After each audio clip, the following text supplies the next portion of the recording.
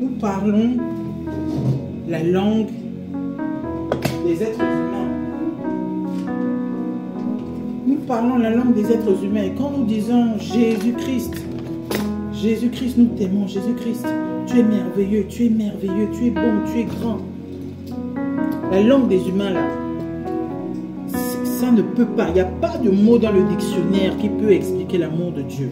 Il n'y a pas de mot, bien-aimé. J'étais en train de faire la cuisine, répondre aux commandes de mes clients. Mais en même temps, je prie. En même temps, je m'adresse à Dieu. Je lui parle. Mais je me rends compte, et c'est le Saint-Esprit qui m'aide, qui m'assiste. Je me rends compte que même quand je dis Seigneur, tu es merveilleux. Seigneur, ta bonté est merveilleuse. Parce que je disais, Seigneur, c'est pas parce que nous sommes justes que tu nous exauces. Non. C'est pas parce que nous sommes justes que Dieu nous exauce. C'est pas parce que nous faisons toute sa volonté que Dieu nous exauce. Non. Il nous exauce parce qu'il est Dieu. Il nous exauce parce qu'il est infiniment bon. Il donne aux musulmans, il donne aux catholiques, il donne aux gens qui ne confessent même pas son nom, aux athées. Il donne à tout le monde. Parce qu'il est bon. C'est comme ça qui est sa nature. Il est merveilleux, il est bon. Jésus-Christ de Nazareth.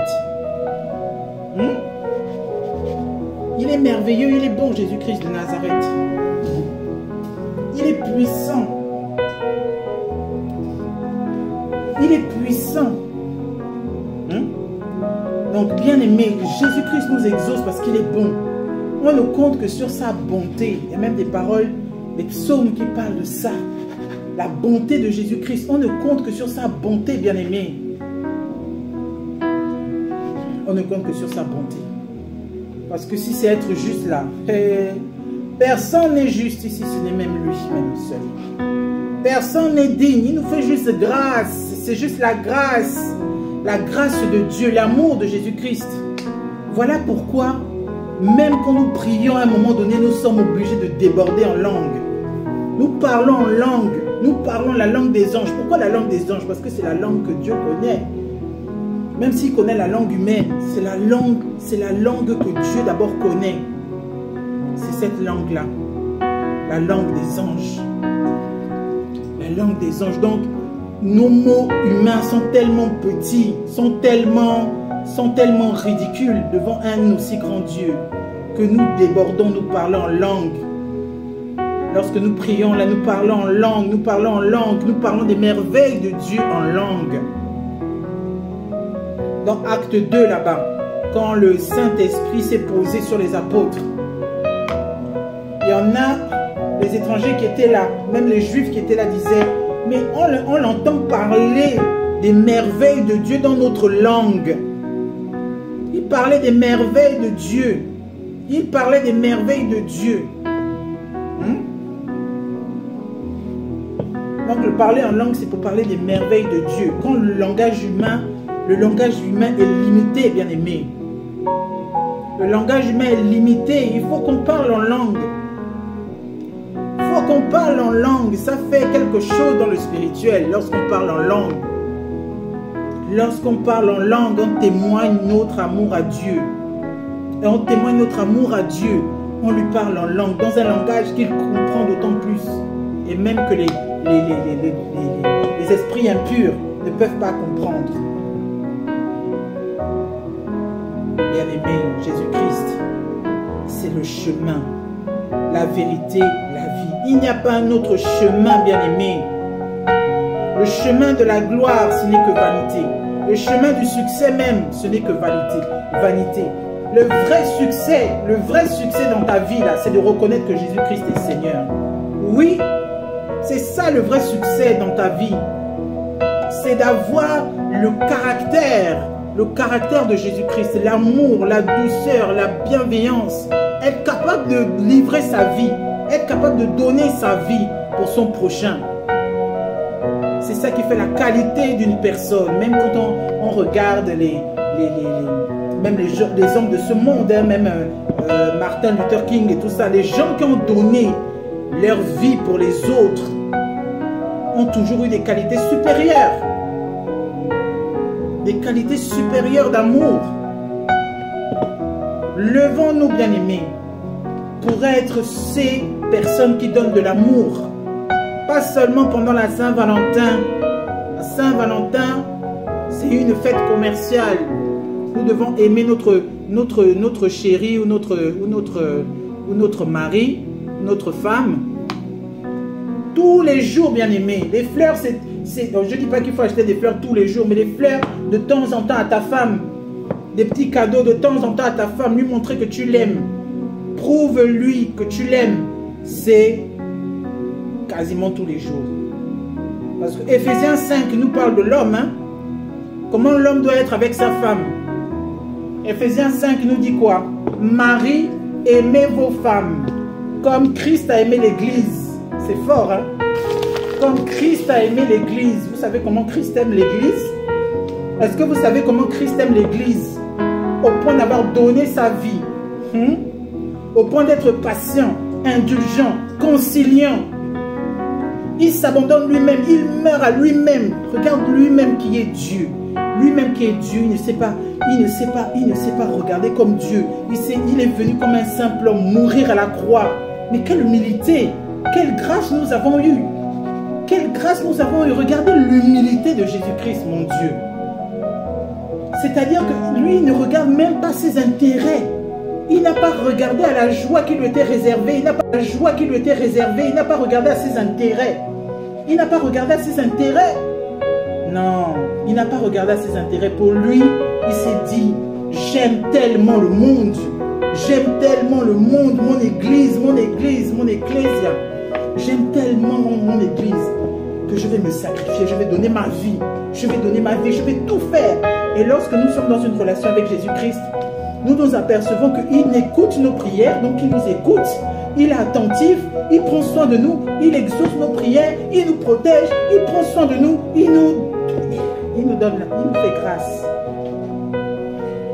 C'est comme ça que l'homme doit être avec sa femme, bien-aimé, patient, doux, affectueux, humble. Lui, comment dire, lui la comblant de la comblant, quoi, bien aimé, tu vois, comblant ses besoins, prenant soin d'elle, étant vraiment amoureux de sa femme, quoi. Parce qu'il y a même un passage, je crois, dans Ecclésiaste qui dit que réjouis-toi de la femme que tu aimes pendant les jours de ta jeunesse. Vous voyez? C'est important. C'est important. Nous devons tous apprendre ça. Moi qui vous prêche là, je me parle à moi-même. Hey, je me parle à moi-même. Le Seigneur même me parle à moi-même d'abord. Aime ton mari. Respecte ton mari. Fais ce qu'il te dit. Prie pour lui. Intercède. Intercède auprès de Dieu pour lui. Prie. Prie, prie, prie. Une femme doit être une femme de prière. C'est ça la femme de valeur. Le Seigneur dit que la femme de valeur, elle a plus comment dire, elle a plus comment dire, de valeur que des perles. Elle a plus de valeur que l'or. Et bien aimé, la femme vertueuse a plus de valeur que l'or.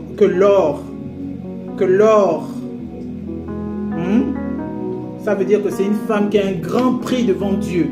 Parce qu'elle est humble, parce qu'elle travaille de ses mains, parce qu'elle n'est pas médisante, parce qu'elle fait toujours du bien à son mari, parce qu'elle prépare pour ses enfants, parce qu'elle veille sur sa maison, parce qu'elle n'est pas paresseuse, parce qu'elle prie son Dieu, elle a confiance en son Dieu, parce qu'elle est douce.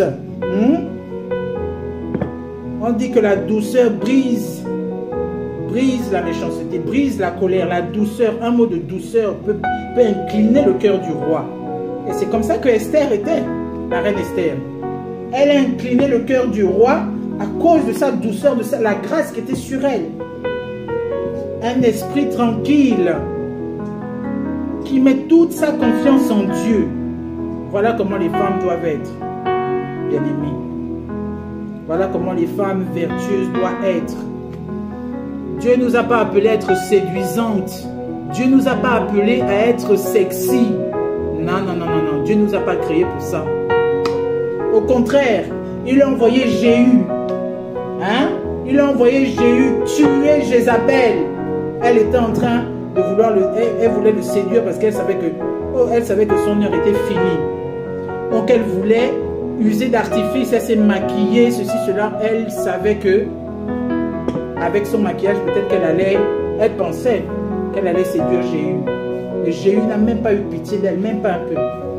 Il l'a jetée depuis la tour et c'est les chiens qui l'ont mangé. C'est les chiens qui l'ont mangé.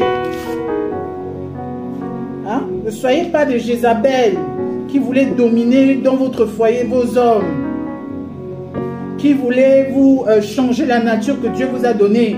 Vous êtes noir, vous voulez devenir blanche ou métisse, vous mettez les produits à base de carottes, à base de machins, à base de quoi? À base de quoi? Pour devenir clair. On doit être clair, parce que les filles claires, c'est les plus jolies. Mais bien aimée, tu es déjà belle. Dieu t'a créé, tu es déjà belle. Comme tu es là, tu es magnifique. Dieu t'a créé avec tes cheveux crépus. Dieu t'a créé avec ta peau. Dieu t'a créé avec tes yeux. Mais tu es unique, bien aimée. Ne cherche pas à ressembler aux influenceuses qui sont sur Instagram ou les réseaux sociaux. Des fois même c'est des agents du Lucifer. Elles font comme si elles prêchaient la parole de Dieu, mais elles ne prêchent pas la parole de Dieu. Elles prêchent la parole du diable, qui est un trompeur, un menteur, bien aimé. C'est un menteur. Un menteur, bien aimé. Oh. Soyons renouvelés par l'intelligence. Soyons renouvelés par l'intelligence. Je ne prévoyais même pas de faire cette vidéo. Mais c'est Dieu. Vous savez, quand on est guidé par le Saint-Esprit, on fait des choses inexplicables, mais on se rend compte que c'est lui qui nous guide. C'est lui qui nous guide pour que nous puissions parler, pour que nous puissions témoigner de la grâce de Dieu. La grâce de Dieu, parce que sa grâce est toujours disponible. Il est tellement merveilleux. Il est tellement merveilleux. Il veut que tu connaisses sa bonté dans un autre niveau. Il veut que tu connaisses sa bonté dans un autre niveau, bien-aimé. Donnons nos vies à Jésus-Christ. Le monde nous a menti, bien-aimé. Le monde nous ment. Avec ses pubs, avec ses célébrités. Les célébrités-là sont envoyées par le diable pour influencer le monde. Pour qu'on puisse trouver que c'est normal de mettre la mini-jupe. Qu'on puisse trouver que c'est normal de faire telle ou telle chose. Bien-aimés, soyons renouvelés par l'intelligence du Saint-Esprit. Donnons nos vies à Jésus-Christ. Si nous ne comprenons pas tout de cet appel, de cette prédication, de ce prêche, de cette exhortation, je dirais c'est une exhortation. Cherchons la face de Jésus-Christ. Cherchons la face de Jésus-Christ.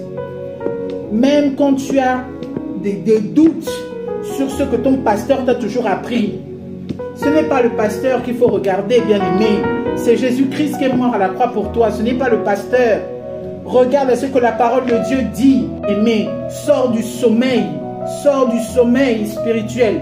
Sors du sommeil. Sors du sommeil, bien-aimé. Soyons renouvelés par l'intelligence du Saint-Esprit. Le seul qui peut nous guider, bien-aimé. Le seul qui peut nous montrer la voie, bien-aimé. Moi, je sais qu'il m'a choisi. Au milieu de cette génération-là, il m'a choisi pour apporter des bonnes nouvelles. La bonne nouvelle, bien-aimé.